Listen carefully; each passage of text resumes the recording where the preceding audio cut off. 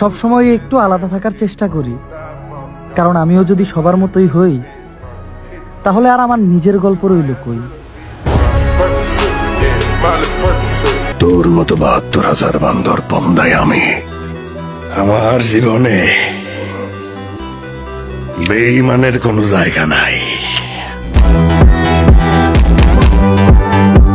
আজকের এই ভিডিওতে আপনারা দেখবেন রিসেন্টলি টিকটকের ফরেও কাঁপানো অস্থির কিছু ভাবমার্কা অ্যাটিটিউড ডায়লগ, যে ডায়লগগুলো ইতিমধ্যে সোশ্যাল মিডিয়ায় রাতারাতি ব্যাপক সাড়া ফেলেছে। তুমি নিজেকে ভাবো জাহাজের মালিক আর আমাকে ব্যবসায়ী আদার।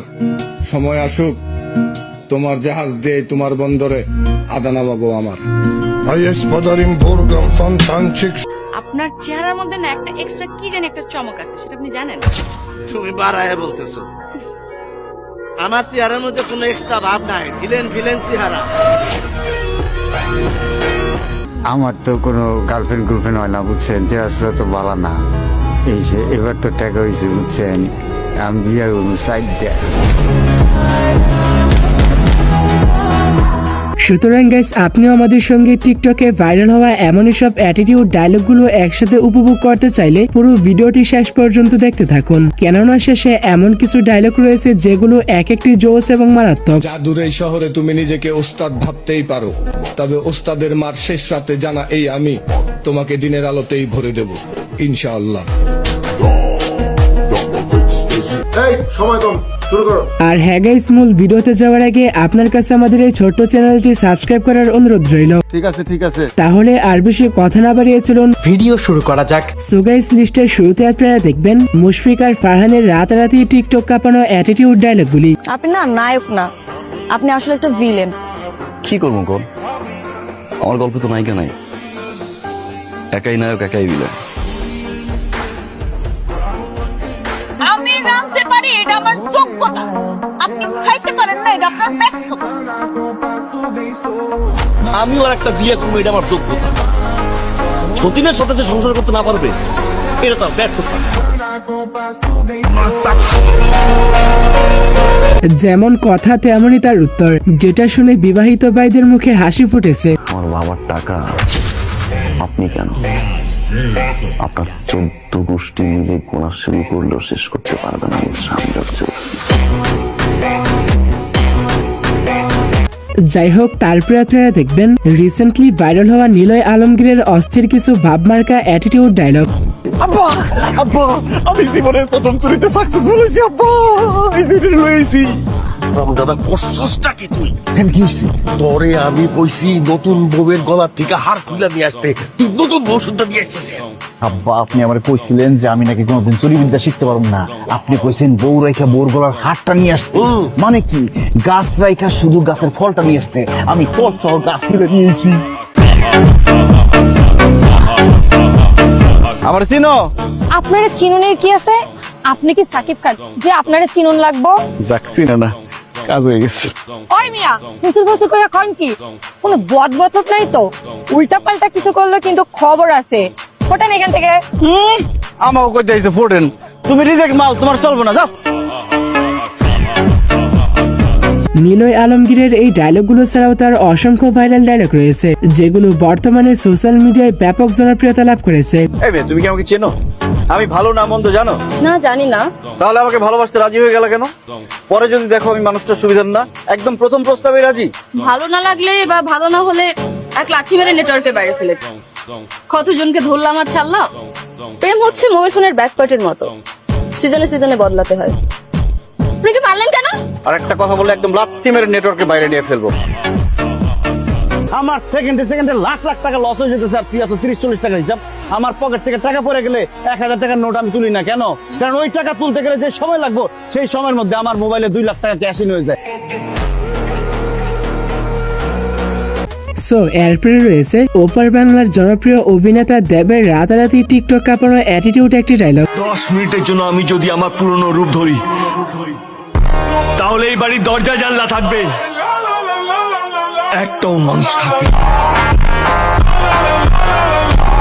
যদিও এটা ছিল অনেক পুরনো একটি সিনেমার ডায়লগ, যেটা এত বছর পরে এসেও টিকটকে ভাইরাল হতে ভুল করেনি। আপনিও গুন্ডা আর আমিও গুন্ডা, তফাৎটা হচ্ছে আপনার কাছে এই লাইসেন্স আছে, আর আমার কাছে লাইসেন্স নেই। কোনোদিন এই লাইসেন্স ছেড়ে আমার সামনে আসবেন, কোনটা বাপের এলাকা আর কোনটা ছেলের এলাকা ফিদে দিয়ে মেপে দেব। তোমার কেয়াতলাটাকে শেষবারের মতো দেখেন, কারণ অগ্নিশ্বরের পা যেখানে পড়ে প্রথমে জায়গাটা গরম হয়, তারপর আগুন জ্বলে আর শেষ হয় ছাই। Anyway guys, তারপরে আপনারা দেখবেন ব্ল্যাক মানি ওয়েব সিরিজের রিসেন্টলি ভাইরাল হওয়া মারাত্মক একটি ডায়লগ। আমার তো কোনো গার্লফ্রেন্ড হয় না বুঝছেন, যে আসলে তো ভালো না। এই যে এবার তো টাকা হয়েছে বুঝছেন, আমি বিয়ে করবো সাইড দেয়। হ্যাঁ, চেহারা দিয়ে আর কি হবে, যদি পকেট ভর্তি মানি থাকে তাহলে জীবনে কোনো নারীর অভাব নেই। আরে সমস্যা তো আপনার character, you don't even know the basic manners. আর হোয়াট ইউ মিন ভাই তোমার মতো ছেলে? হ্যাঁ, কি টার্গেট করছি আমি? আপনার টাকা? অবভিয়াসলি, তা নয় তো কি? আপনার হয়তো আমার ব্যাকগ্রাউন্ড সম্পর্কে ধারণা নেই স্যার। আপনাদের মতো সো কল্ড বিজনেসম্যান আমার বাবার অফিসের লাইন দিয়ে দাঁড়িয়ে থাকে। নাটকে অভিনয় করা নির্জন রাহুলের প্রত্যেকটি ডায়লগে এখন সোশ্যাল মিডিয়ায় ব্যাপক জনপ্রিয়তা লাভ করেছে। আর আমার বাপের দিকে সেকেন্ড টাইম কেউ হাত বাড়ানোর চেষ্টা করলেও তার নিঃশ্বাস 1 সেকেন্ডের বেশি 2 সেকেন্ড টিকবে না। ধরো এবারের মতো জানে বাক্স দিলাম, পরের বার আর ছাড় পাবি না। সো তারপরে আপনারা দেখবেন বস আফরান নিশুর অ্যাটিটিউড কিছু ডায়লগ। আমি আজীবন এমন থাকবো। ডমিনেট বলছিস না, আজীবন ডমিনেট করবো। সেটা তুই থাকিস আর আমার লাইফে অন্য কেউ থাকুক, আমি ডমিনেট করবই। তোর যদি এইভাবে পোষায় থাকবি, নাহলে রাস্তা মাপ। ও আমার পোষাইতেছে না, আজকের থেকে রিলেশন ব্রেকআপ, এটা মাইন্ডেড, ঠিক আছে? আর যা জিনিসপত্র দিছি দামি দামি সব ফেরত দিবি, না ফেরত দিবি না, কারণ আমার টাকার কমতি নাই, ঠিক আছে? আমি অন্য সবার মতো না, রেখে দে। রিসেন্টলি বসের এই ডায়লগগুলো ছাড়াও তাণ্ডব সিনেমার একটি ডায়লগ টিকটকে তোলপাড় সৃষ্টি করে দিয়েছে। তোর মতো 72,000 বান্দর পন্দায় আমি আমার জীবনে বেঈমানের কোনো জায়গা নাই। সো গাইস, এরপরে রয়েছে ব্যাচেলার পয়েন্টের জনপ্রিয় অভিনেতা পাশা ভাইয়ের অ্যাটিটিউড ডায়লগগুলি। আমার বাপ কি ছিল, আমার চাচা কি করে, সেইটা দিয়ে আমি না, নিজের পরিচয় বড় পরিচয়।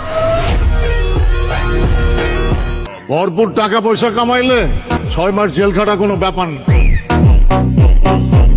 তো যাই হোক, এরপরে রয়েছে বাংলা নাটকের কিং মোশাররফ করিমের রক্ত গরম করা কিছু অ্যাটিটিউড ডায়লগ। এসব মিডা কথা যেটা বেজে না। তো সিরা বেজবে কিতে?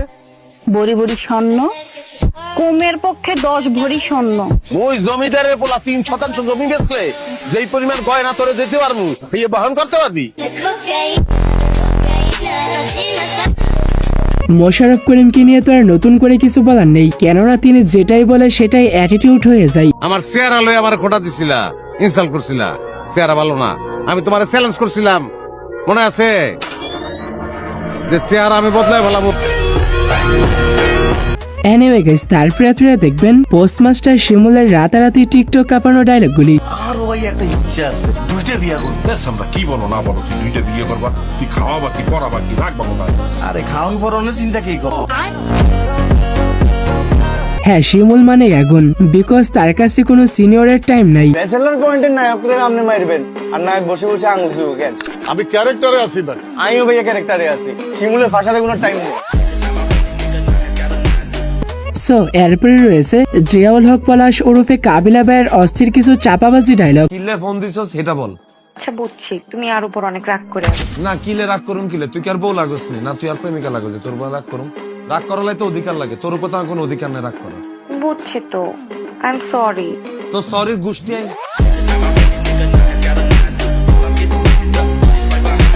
চাপাবাজি কাকে বলে, কত প্রকার ও কি কি, এটা কাবিলা ভাইয়ের ডায়লগগুলো শুনলেই বোঝা যায়। ঠিক আছে, এই পুলিশের আপনি কেমনে বুঝলেন? আরে শুরু দেখলে তো বুঝা যায় তুমি মমতা তো সাদা সিধা না। কাকা কি বলতেছেন? কাবিলা ভাই জানে সাদা সিধা, আপনি যদি আর হিস্ট্রি জানেন আপনি আর বলবেন কাবিলা তুমি তো একটা ইবলিসের আব্বা। যাই হোক, তারপরে লিস্টের সবশেষে আপনারা দেখবেন রিসেন্টলি টিকটক কাঁপানো ওমরন ফায়ারের অ্যাটিটিউড ডায়লগগুলি। যে যত বেশি চাটে সে তত বেশি চেয়ার পায়, কারণ যোগ্যতা এখন জিভে মাপা হয়, মগজে নয়। টাকা কামানোটা জরুরি, কারণ টাকা কথা বলতে না পারলেও মানুষের কথা বন্ধ করতে পারে। তো বন্ধুরা আজকের মতো এই পর্যন্তই, দেখা হচ্ছে পরবর্তী নতুন কোনো ভিডিওতে। ততক্ষণাৎ ভালো থাকুন, সুস্থ থাকুন, টেক কেয়ার, আল্লাহ হাফেজ। अब तुम लोग गलती से अगर नए हो तो सब्सक्राइब करो, वो जो लाल वाला बटन है उस पे अपने जीजा जी फेंक के मारो या फूफा जी, मुझे नहीं पता, बस क्लिक हो जाना चाहिए। अब मैं भी जा रहा हूं, मुझे मुठिया बेलने जाना है। बाय।